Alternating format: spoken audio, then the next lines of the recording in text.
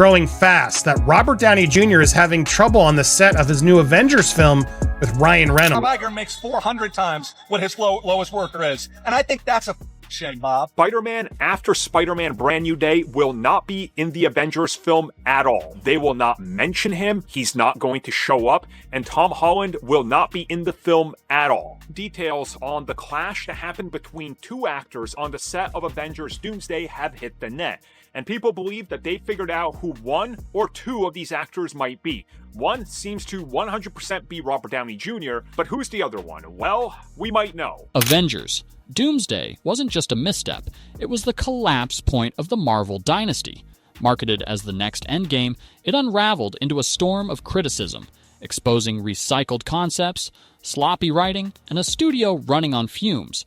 But the true implosion wasn't on the big screen. It came from leaks that exposed bitter infighting behind the curtain. Pedro Pascal, brought in as the shiny new recruit, allegedly clashed with Marvel veterans during reshoots, splintering the set. Robert Downey Jr., once the soul of the MCU, was rumored to go toe-to-toe with Ryan Reynolds in a bruising battle of egos, while also locking horns with Dominique Thorne. Please tell me Mr. Ramos is not replacing me as Dr. Doom via Parker Robbins. Is there something you're not telling me? Anyway, I don't want to step on your inner... The face of Ironheart over Marvel's exploitation of his legacy. The unity that once printed billions, gone in an instant. Fans spotted it immediately. Instead of hype, Doomsday delivered despair, and the cast's deafening silence only made the whispers louder. Marvel wasn't just hit with bad reviews, it faced open defiance from its own heroes. And when those legends step away together, the entire machine screeches to a halt. Now here's what he actually said on his podcast. I've heard that they paid Robert Downey Jr. 50 to 60 million. Disney had to reshoot for 3 weeks. They reshot 3 weeks worth of material because apparently, and this is what he heard, they had an actor standing in for Downey Jr. in the Doctor Doom suit, basically wearing the mask and the suit. They had a body double and a face double, and Downey stood off camera reading the lines. Apparently, after 2 or 3 weeks, he was like, this isn't working. I want to reshoot everything with me in the suit. Now, I can't confirm this. Avengers. Doomsday was supposed to rescue Marvel, the film that silenced doubters and revived a dwindling fandom.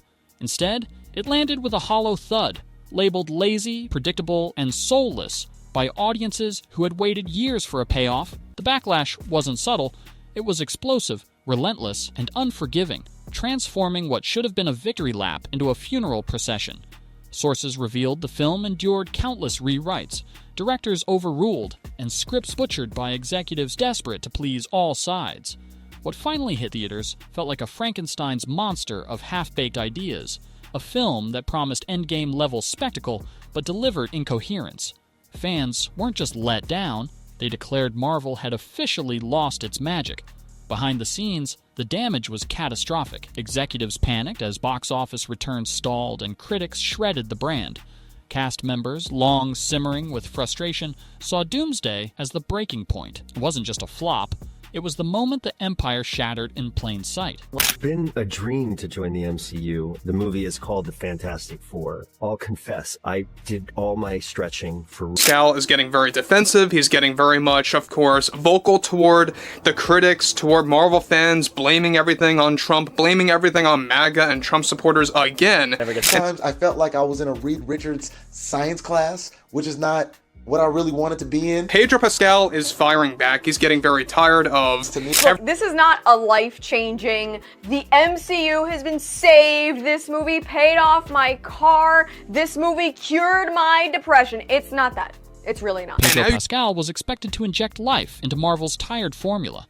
Instead, according to leaks, he became the spark that lit chaos. Reports claimed Pascal argued over screen presence, challenged character arcs, and clashed repeatedly with Marvel's veterans during tense reshoots.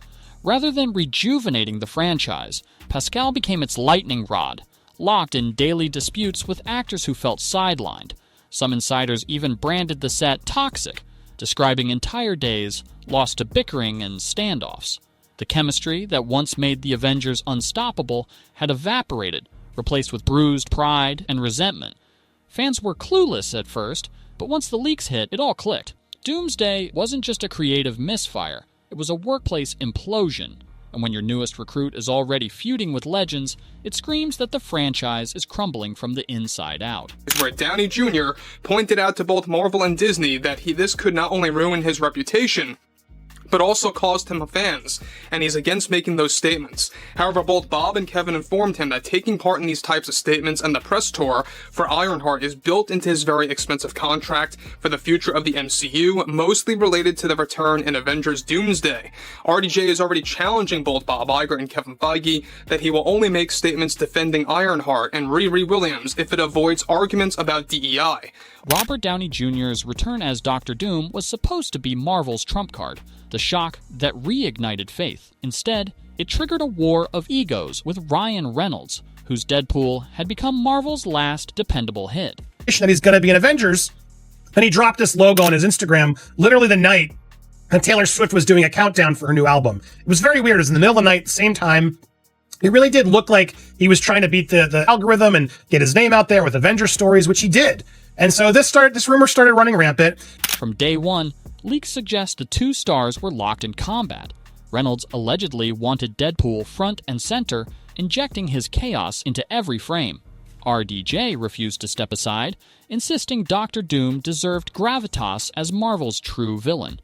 Their visions clashed violently, tempers exploded, and suddenly, Marvel was trapped between two of its biggest stars, wrestling for dominance. Fans felt the tension immediately. Press tours turned awkward, interviews stiff, and supposed banter came across brittle.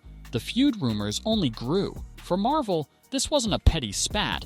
It was a public relations nightmare, proof that even their top-tier stars had lost faith in the film and each other. If battling Ryan Reynolds wasn't enough, RDJ reportedly seethed over Marvel exploiting his legacy to prop up Dominique Thorne's Ironheart. Leaks claim he never approved recycled footage of him praising her, and when those clips were plastered in promos, it felt like betrayal. Though his frustration wasn't directed at Thorne, she bore the fallout. Already under massive pressure, Thorne suddenly found herself in the crossfire of a feud she never asked for. Insiders say she was blindsided, watching fans question whether Marvel had twisted RDJ's words to prop up her project. The controversy drained her, making her feel like nothing more than a corporate pawn. The clash highlighted Marvel's deeper rot. Instead of letting Ironheart stand on its own, they leaned on Downey's shadow, devaluing both characters in the process. The result wasn't just awkward, it was poisonous, eroding the last shred of respect between Marvel and the man who once defined their empire. By the time the dust settled, the fractures were undeniable. Jeremy Renner had already refused a lowball deal. Scarlett Johansson had walked away after suing Disney. Brie Larson was burned out, and now even Downey had pulled back. The Avengers didn't just drift away, they staged a mass walkout that froze the MCU in its tracks. The silence online, the skipped press events, the canceled appearances, none of it was random. It was deliberate. The once united front that dominated Comic-Con stages was gone, leaving Marvel's upcoming projects without anchors. The very icons who carried the brand had finally said, "We're done." Executives tried to sugarcoat the collapse, branding it a pause or a reset. But the reality was stark. The cast had abandoned ship, and they weren't returning under the same broken system. The Avengers didn't quit because of fan backlash. They quit because Marvel betrayed them first. Marvel's famed roadmap, once stretched years ahead, collapsed overnight after Doomsday's fiasco. Release dates were wiped clean, projects thrown into limbo, and production teams told to stand down indefinitely. Disney spun the freeze as a bold, quality over quantity pivot, but leaks painted a grimmer picture. This wasn't planning, it was panic. With stars walking and fans restless, Marvel had nothing left to promise. The pause was survival mode, not strategy. Behind closed doors, the collapse was obvious. Fantastic Four stalled. Secret Wars pushed into oblivion. Even smaller bets like Wonder Man shelved quietly. The once unstoppable machine slammed the brakes, exposing just how fragile it had always been. Scrambling, Marvel dangled one last lifeline: reunite the original Avengers for a final blockbuster. On paper, it was foolproof. RDJ, Evans, Johansson, Hemsworth, Renner, and Ruffalo together again. A farewell chapter to reset the brand. In practice, it imploded instantly. Johansson wanted nothing to do with Marvel post-lawsuit. Renner flat out rejected their disrespectful offer. Evans made it clear he'd only return for a script worth the wait. And RDJ, he wasn't chasing a check. He wanted respect, something Marvel had long forgotten. Without trust, no reunion could work. Money couldn't fix broken relationships, and the stars who built the MCU refused to rehash old battles for a studio that betrayed them. The pitch wasn't a comeback plan, it was desperation laid bare. Amid the rubble, one project thrived: Deadpool and Wolverine.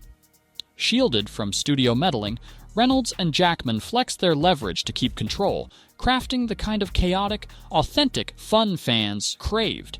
Disney bet everything on it, marketing it like Endgame 2.0. Trailers exploded, memes went viral, and for a fleeting moment, Marvel felt alive again.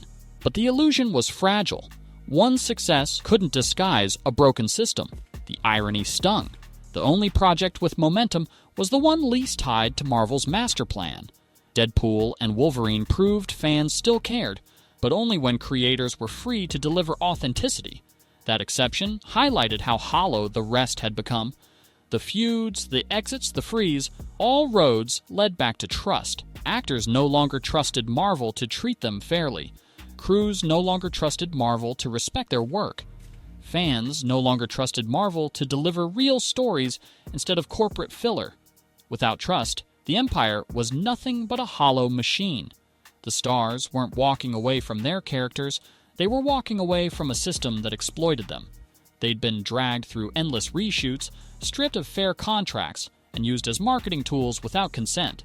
The passion that once fueled the MCU had been drained, leaving only fatigue and resentment, and fans saw it. They noticed the hollow trailers, the forced cameos, the corporate fingerprints smudging once authentic stories. The backlash wasn't random, it was inevitable. The cost of forgetting that heart, not algorithms, makes heroes matter. Marvel never announced a reboot. Instead, they vanished. Panels were canceled, timelines erased, and the once proud roadmap replaced with vague promises of rebuilding. For the first time since 2008, Marvel had no answers for what came next. The projects still tied by contracts will trickle out, but the grand vision is gone. Avengers. Doomsday didn't just flop. It exposed a franchise hollowed by greed and infighting. What remains is a bench, not a battlefield, waiting for someone bold enough to rebuild. The real reset won't come from nostalgia or recycled cameos. It will come from fairness, from protecting creative voices, from remembering stories matter more than schedules. Until then, the MCU sits in silence, a universe on pause, waiting for the return of trust. The Avengers didn't walk away because fans left them. They left because Marvel left them first. Avengers. Doomsday was billed as a new beginning, but it became the final straw, revealing infighting, disrespect, and betrayal beneath billion-dollar masks. Pedro Pascal feuded with veterans, RDJ clashed with Reynolds, and Dominique Thorne was dragged into a storm she never asked for. These weren't whispers, they were proof of a family breaking apart. And once the stars walked, Marvel's empire crumbled into silence.